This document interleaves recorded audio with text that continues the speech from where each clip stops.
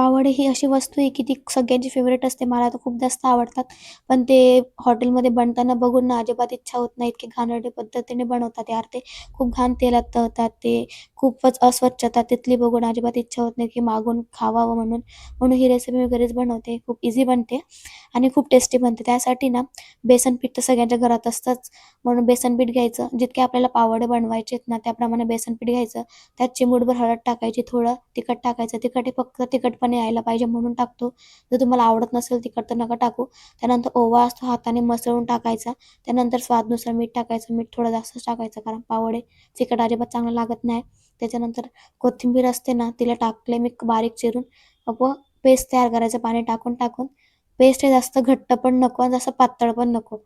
घट्ट जर केलं ना तर जे पाववडे असतात ना ते असे कच्चे-कच्चे राहतात आतमध्ये आणि जर पातळ केलं ना ते पावाला बेसन पीठ लागतच नाही. म्हणून ना मीडियम क्वांटिटीमध्ये करायचं आहे ना. जसं पातळ पण आणि जसं घट्ट पण नाही. ते भिजून झालं होतं. त्यानंतर मला लसूणचं पेस्ट टाकायची आठवण पडली होती. म्हणून मी नंतर टाकलं लसूणचा पेस्ट. थोडा जास्तच टाकायचा छान टेस्ट येतो. मिक्स करायचं परत. त्यानंतर मी हे पाव घेतले ते पाव वड्याचे. हे पाव जर नसतील तुमच्याकडे जे पावभाजीचे पाव यूज करतो ना ते जर यूज केले तरी चालेल. त्याच्यानंतर जी मिरची असते ना मी गरम तेलात टाकली. मग त्याला 1-2 मिनिटं छान तेलात फ्राय केली लाल होईस्तोवर. त्याला काढून घ्यायची. त्यानंतर त्यात मीठ टाकून त्याला मिक्स करून घ्यायचं. त्यानंतर आहे ना जे आपलं पिठामध्ये ना मी पाव टाकून त्याला छान असं लावून घेतलं पीठ, बेसन पीठ. त्यानंतर तेल हे थोडं तापलेलं होतं. त्यानंतर मी त्यात टाकलं. तेल जास्त तापलेलं पण नको नाहीतर लगेच लाल होतील पाव. मग त्याला ना बारीक गॅसवरच छान तळून घ्यायचे.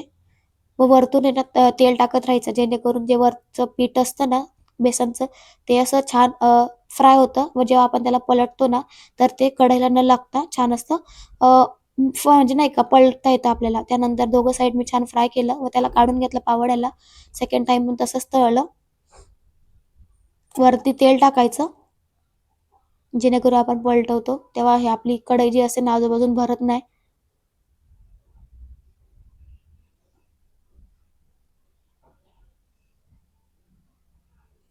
बारीक गॅसवर छान असं तळून झालं लगेच परतवून द्यायचं.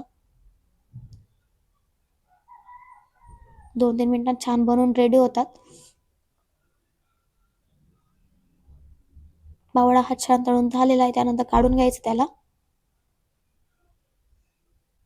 तर रेडी आपली पाववड्याची रेसिपी. तुम्ही पण नक्की ट्राय करा. सेम टू सेम तसेच लागतात. तुम्ही पण पाववडे नक्की घरी ट्राय करा व तुम्हाला ही रेसिपी कशी वाटली मला नक्की कमेंटमध्ये कळवा. मी तुम्हाला अशाच रेसिपी शेअर करेल. खूप इझी पद्धतीने सांगत जाईल.